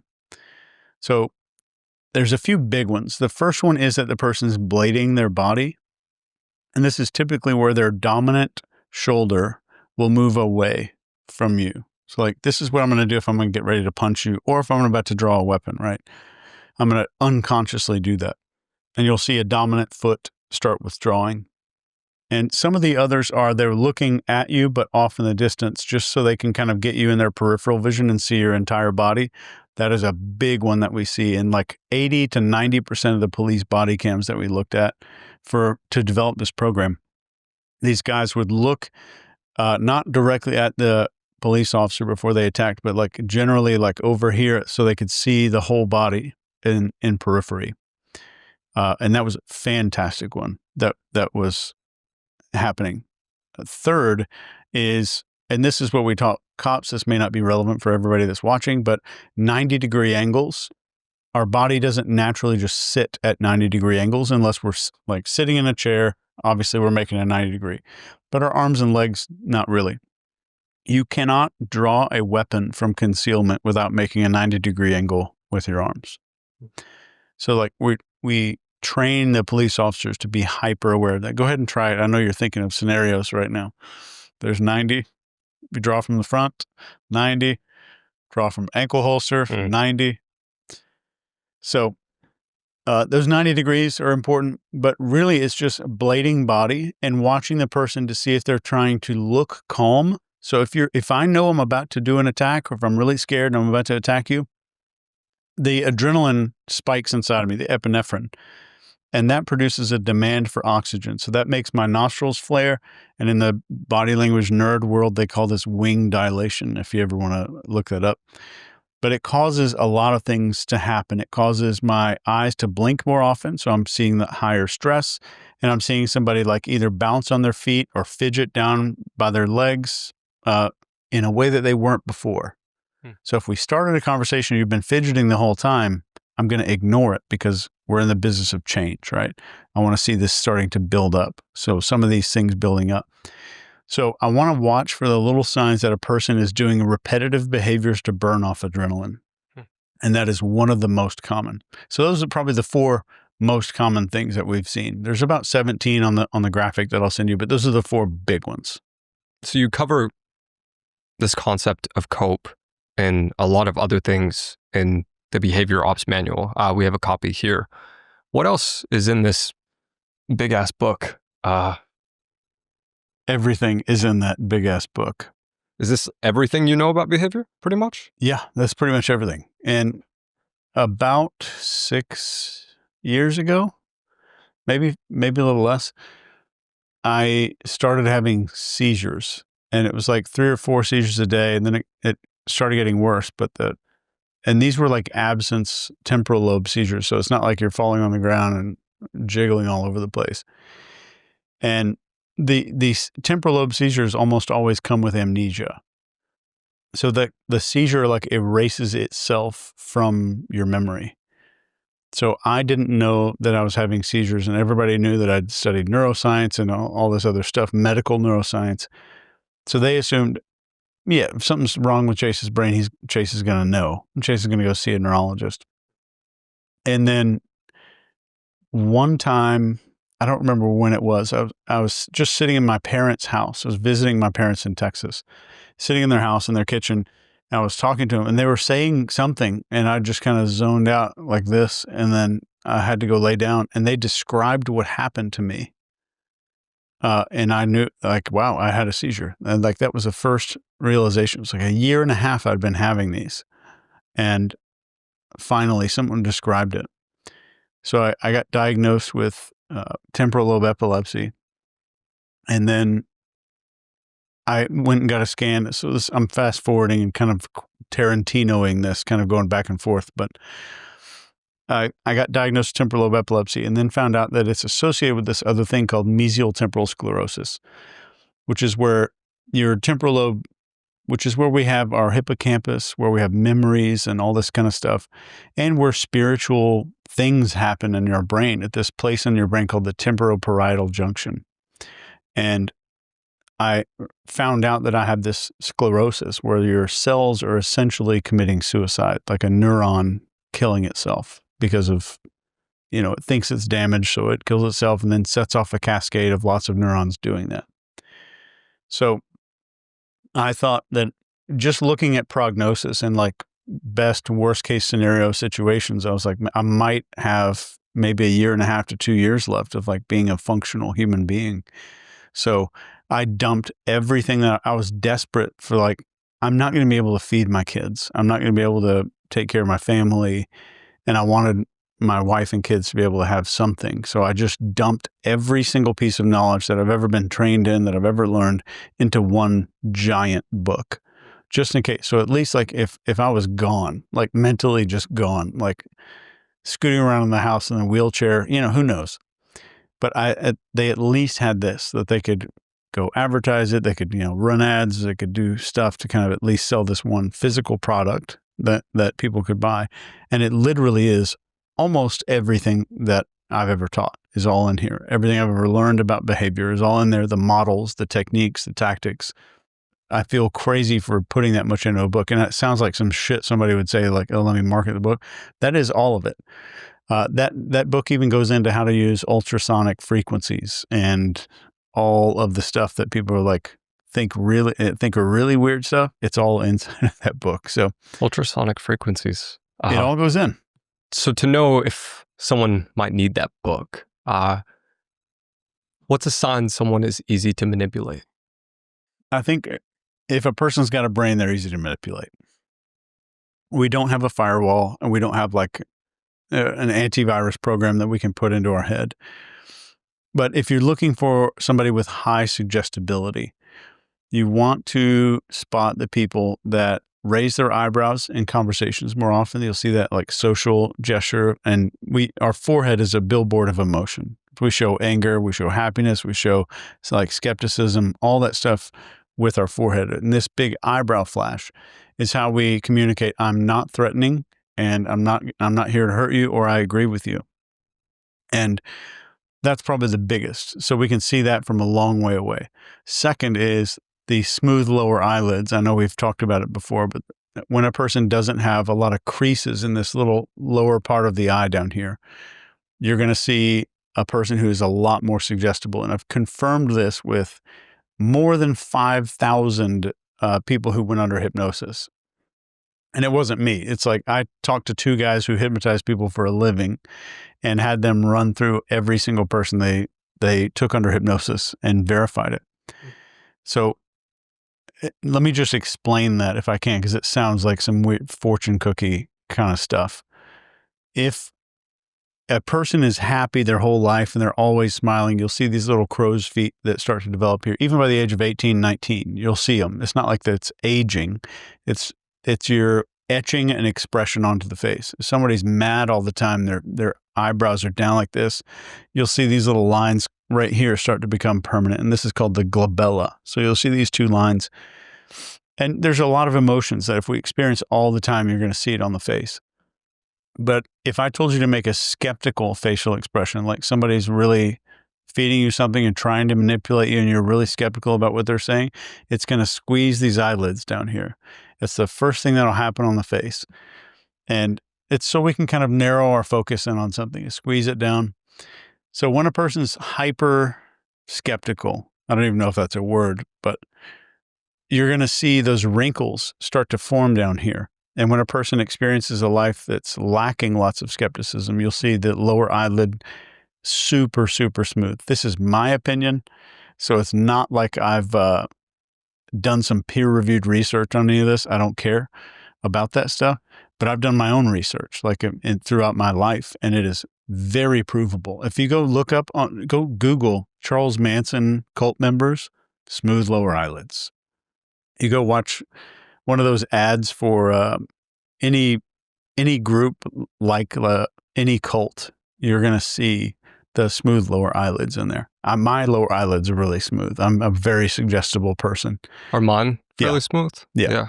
So, and I think there's a degree to which having high suggestibility makes you open to a lot of things in your life. Because a lot of people, if you're highly skeptical, you're going to close yourself off to things. You're going to be a little more closed off to all kinds of situations in your life. You'll say no more often, but you'll probably not have as fun a life as other people. So I think I like being a highly suggestible person. Do you think it makes you learn faster? Yes, I do think it makes you learn faster because you believe it faster. You don't need extra learning to go just to prove yourself to believe something. And that held a lot of people back that I knew going through school. They're like, well, I don't know how this neuron can do this if it's not doing this. And I was just like, I just believe it, and then I'll learn that other stuff later. So I'll believe it first. And that helped me go through school a lot. And I think just being suggestible, I think, makes for a better life. Yes, every once in a while you're going to buy some stupid shit on Instagram. But overall, I think it makes for a better life. Not mentioning elicitation here, how do you get someone to reveal what they want from you? Oh, like what they're trying to get out of me? I don't know. I would say if I was in a conversation with somebody, I would typically refocus all topics about the outcome and what would be the best outcome for you, or what are you aiming towards? I would be very direct about it. If someone's trying to get sensitive information out of me, I would call out the script right away. So the moment that it started, if I knew, like you and I were talking and you were trying to get sensitive information out of me, the first thing I might say was like, wow, you've got and I'll compliment your technique. You've got a very good technique for getting information out of people. I can tell that you're very well trained.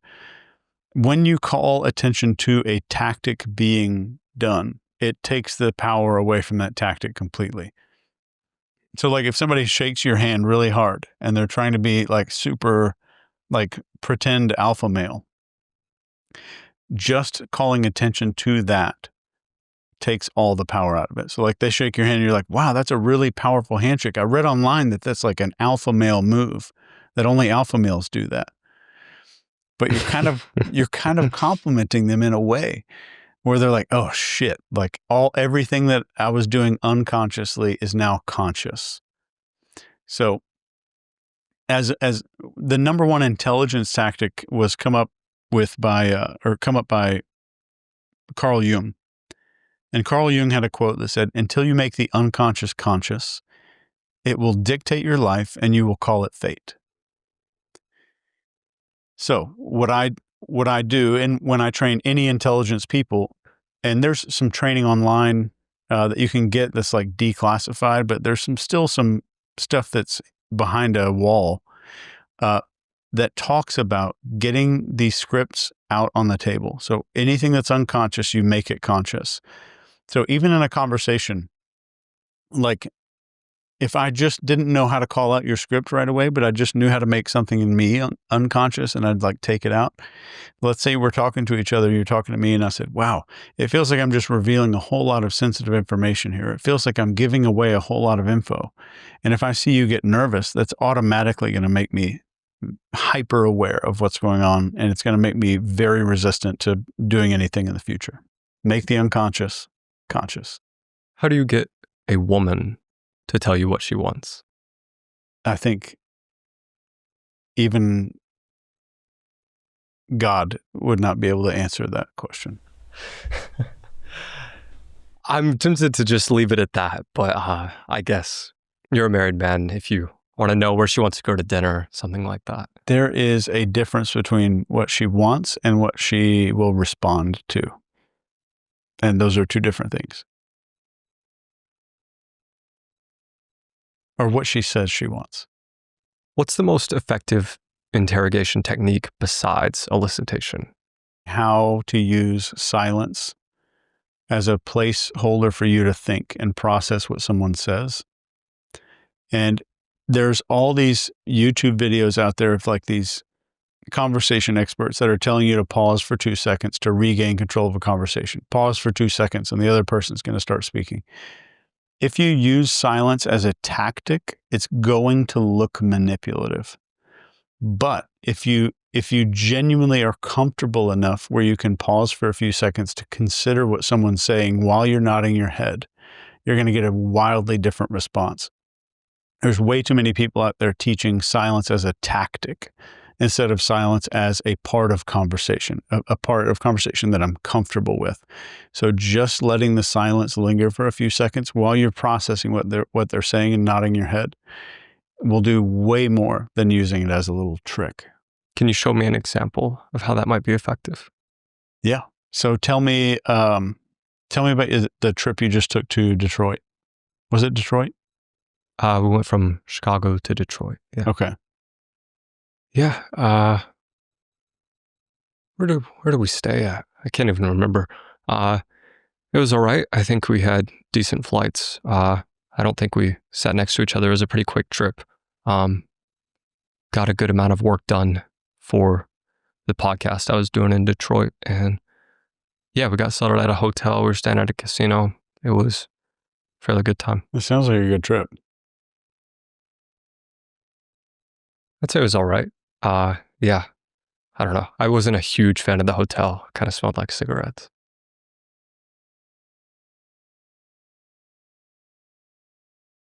The podcast was a little shorter than I might have wanted it to be. But overall, it was pretty good. The guest was sorry about him not being able to extend it longer, and I think he was conscious of that. So that made me feel a bit better about it. And it's always good. So that's it. And that was a combination of elicitation, which I said it sounds like. So I used a statement to get you to keep talking. And the last statement I said at the very end was elicitation. That's never good, or I don't know what I said. But that pause of just being like, I'm interested in what you're saying, and I'm not sitting here with a straight face and like staring you in the face like an asshole. And the people who use it as a tactic, they have a tendency to just sit there straight-faced. If you're interested in the other person genuinely, and you take the time to stop and really just process what they're saying, then you're going to nod your head because you're starting to process those things in real life, not because you're pretending to process those things. Like the nodding and the silence should be a byproduct of your level of interest in that other person. And it looks and feels very different when you do it because you're interested in somebody. that is really fascinating. Yeah, I guess this is maybe talking about myself too much, but I feared that the way I come off as a podcast host seems like I'm not interested sometimes. So I feel like I used to overcalibrate in the other direction, just constantly saying like, like things like that. But now I just kind of really try to have people on that I find super interesting. So at least it comes off as genuine. But yeah. I still don't know if it comes off well. I can give you a few tips right now. Sure. Yeah. You can put them in the show or take them out. Yeah. So I would move anything that we have in between us and another person, we refer to as a barrier. Fair. So in all nonverbal communication, people talk about that. Second is whatever, I've never seen your notes before. We haven't like sit down beforehand and they're like, okay, here's what I'm going to ask you. I had no idea what you were going to ask.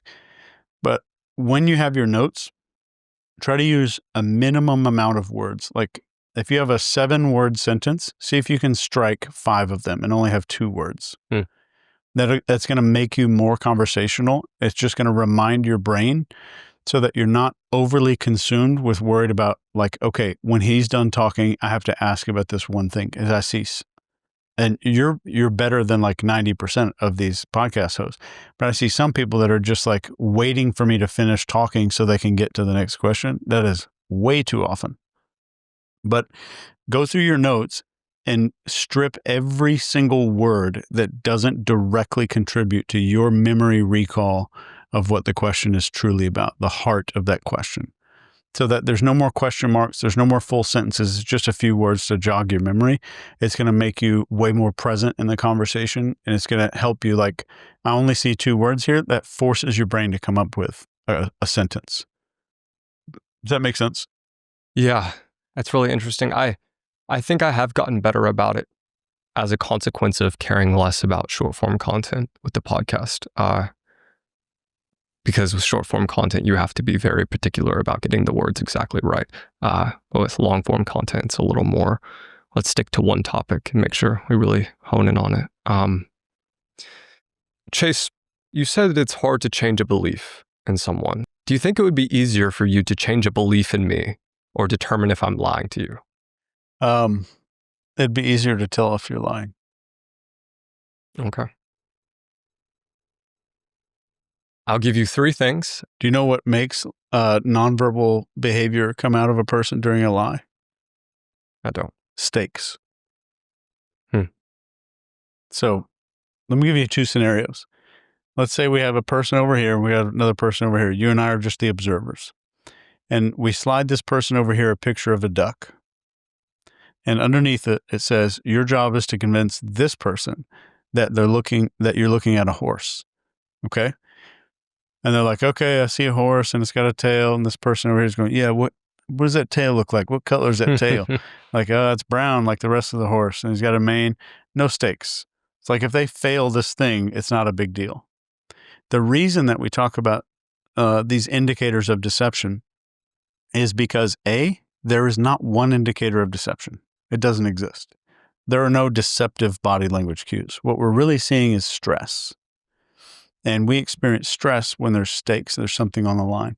So if you're ever at a party or something and you want to like play that game with someone, if you put something on the line, you're much more likely to increase the stakes, which increases those stress output behaviors. So as a quick tip for the audience, if you're questioning someone and you're building up to that one big question, you raise the stakes right before you ask the question. So I might say something like, Jack, we've done 2 podcasts together now. I've gotten to know you a lot. I like you as a person, which is why I want to say, before I ask this question and before you answer it, I want you to think very, very carefully about your answer. And that raises the stakes. That's making the question vitally important. And I didn't need to do much. Would that make a person do better or worse? Or does it depend? If they're lying, they're going to do worse. Right. So that's a good way to catch someone in a lie. So what stakes could we add to this before I give you 3 sentences? Okay. So let's also put $100 on it. $100? Yeah. Make it 1,000. There we go. All right. $1,000. Oh, shit. Okay. I'm not going to say how many lies are in here or if they're all true, etc. Just determine if I'm lying to you. So, okay. And I can read them to you and answer questions about them. I have less than $200,000 in my bank account. Okay. I wear lifts in my shoes to make myself taller. Okay. I slept by my mom until middle school. Okay. The second one is false. And you closed your mouth faster than everything else. You only nodded your head 3 times. Everything else, you nodded your head about 4 times. And I would say you might have that much money in your checking account, but it doesn't mean that's how much you have to your name. So that one, I would want to question you a little bit more in. And so I would ask, Jack, when you say that money is in your checking account, is that the amount that's in there right now, or is that the amount that you have to your name? I have less than $200K in my bank account, specifically. So let me ask you a hypothetical. If you were calling your bank right now and you asked them for your balance, I just want you to go through that in your head. How many digits would that be if you asked the bank for your balance right now? 6? That's false. So that's absolutely false, what you're saying now. Why? Was it? What might have thrown off is it's like a checking and a savings, and they're 5 digits, but they add up to 6. So that might have. Yeah. That's what I was talking about with checking versus savings. Okay. Yeah. So if you go back through your entire podcast, every time that you're recalling memory about numbers or words, you're down here. And when I just asked you this one question, I think the confusion was you were imagining checking versus savings instead of the actual balance. So your eyes went up here. I think I was adding numbers up, maybe. Yeah. You might have been doing some mental math in your head. So anything where you're looking down and left, we typically access, and there's a bunch of shit online where they talk about like this is creative and this is the logical side, and you'll hear that's all. I don't believe that anymore. But the two that I do still believe, and Greg Hartley on the behavior panel, who's our other YouTube channel that we have with 4 behavior experts, evangelized me into this idea of purely believing it. When we look down and right, for almost everybody, we're accessing an emotional memory. And we look down and left, we're accessing some kind of internal dialogue. So, like if I asked you from your own mind, what is the first thing William, my son, said to you last night when he came downstairs? Yo, bro, there's no way you're here. Yeah. So that's external dialogue, and you can't predict where a person's eyes are going. So like, do you remember just a few seconds ago how you proposed the question to me about the 3 truths and a lie or whatever it was with the asking me to identify a deceptive statement? There, down and left. That's internal dialogue because you went into your own words just now. Does that make sense? Yeah. And let's say, what is one of the times that one of your friends made you feel special when you were a little kid? There's down and right. That's emotion. Yeah. So those are very, very reliable.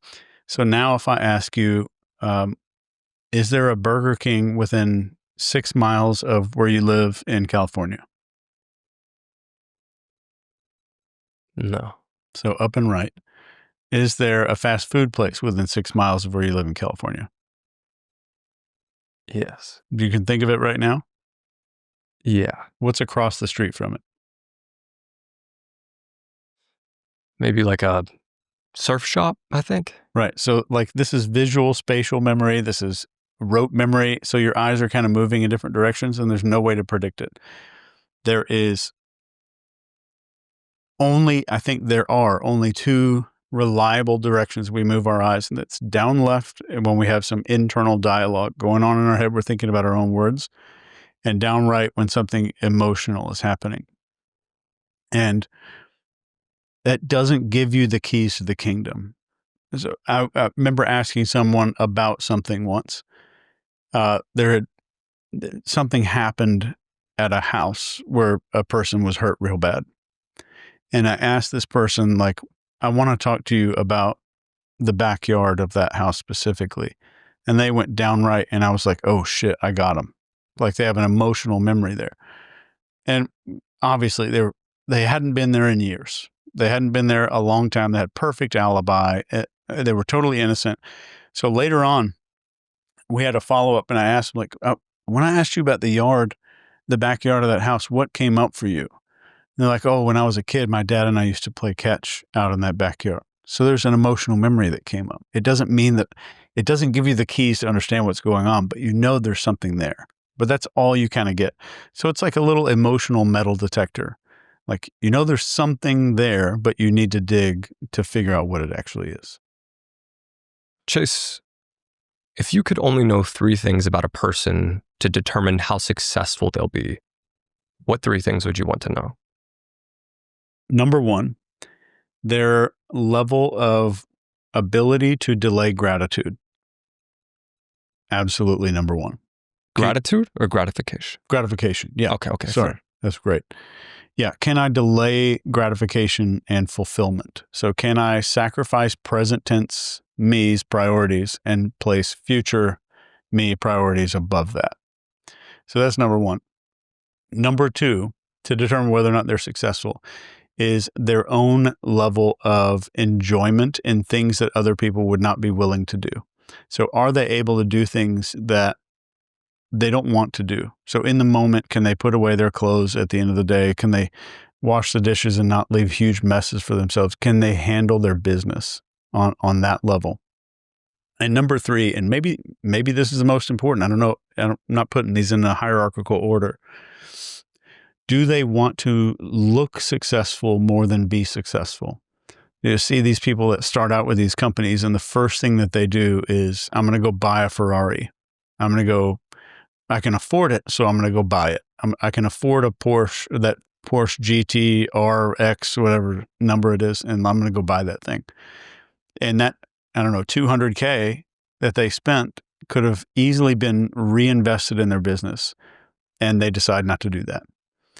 So those are the top 3 things, I think. Can you prioritize your future self? Do you handle yourself when nobody's looking? And would you rather be successful or look successful at the beginning? I love those. I've never heard the second one you mentioned. That's particularly fascinating. But Chase, what's the best piece of dating advice you've ever received? I found an old book of yours, by the way. Yeah. I think the best advice I ever received was that using tricks and tactics are all ways to fake like you have your shit together.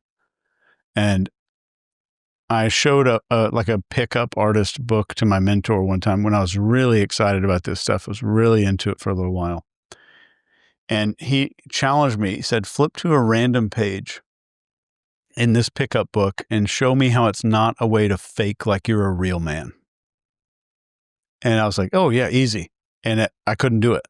And that was a crippling blow to my level of certainty that you could just kind of tactic your way through life.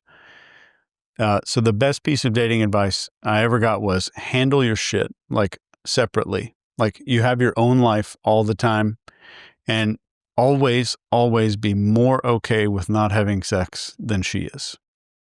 That's a good one. Yeah, I'm not sure how much you want to talk about that book, but I was reading through it and I was like, this shit's really golden. Yeah, it was tactics. Do you think like any tactics are useful? I think tactics are useful once you have the cause of those tactics down. So typically when you see those tactics, that's a byproduct of just being a man. It's a byproduct of having your shit together. It's a byproduct of living a life of discipline. But you're just saying like, I don't need to go do all of this weightlifting stuff. I can just get toilet paper and stick it under my sleeve and it's going to look like a bicep for a few minutes. But the muscles are a byproduct of having discipline. So I think a lot of the pickup stuff that I studied back in the day, and this was maybe a year or so, I thought it was really cool until I realized it's just faking. Because I'm trying to fake someone into thinking that I have my shit together, that I am disciplined. So it's just kind of like gluing feathers onto you. It's kind of like becoming a decorator crab. Have you ever seen those crabs? They put stuff all over their shell to look like something else, to look super special, instead of having the root cause of all those things. Yeah. That's fascinating. Just to give an example that I recall from the text I'd read was a guy sets himself up in a scenario and he goes over to a girl and says, hey, me and my friend were just debating about this. Do you guys believe in ghosts? And it was the fact that you called them guys instead of, hey, ladies, the fact that you said me and my friend were debating about something. That is something that an actual man would do naturally. He would just genuinely. As a byproduct. Exactly. Yeah. I think one of the lines we used to use back in the day was, my friend and I having a debate. Does the Batman costume have nipples on it or not? And that would always be a debate. But I'll tell you the best pickup line I've ever heard in my lifetime. And now it's going to get out. But it's asking a woman to look around the room and tell you who is real and who's completely fake. Mm-hmm. So like you might just ask a stranger, be like, hey, like there's pretty women all over this planet. Like they're a dime a dozen. But just looking around, how do I tell when someone's like a total POS or like a total narcissist and somebody who's actually genuine. And it is, you'll get so much education. They're going to teach you things that you've never heard of, but it's also almost irresistible. They're going to be like, okay, come here. You see this bitch over there? And they're going to start going around the room, like picking these women apart. And they will give you these little insights like, wow, I've never even thought to consider thinking down that direction that they're talking about. So it's really cool. Like you get a lot of insight, and it's almost like an irresistible topic of conversation at the same time. I thought you were hinting at first, asking them, who do you think is an NPC, like not part of this reality, and like who's a real person? And I was like, I could see that working, but what you said, that makes a lot of sense too. Who's the shopkeeper? Chase, I find it fascinating that the book you have here, you wrote knowing that you might not be here with us anymore because of your brain disorder. And it was something you wanted to leave to your family, both as accumulation of knowledge that you've acquired over the years, as well as a financial gift to make sure that they're taken care of. But if all your books, videos, tweets were erased from the internet forever, and all you had were the next 60 seconds, what's the one truth about humans that you would leave to the world? You're supposed to enjoy it. It's supposed to be a game. Nothing is a big deal. Beautiful. Well, everyone, this has been your guest, Chase Hughes. This is the Jack Neel Podcast. Appreciate you coming on. Yeah, thank you.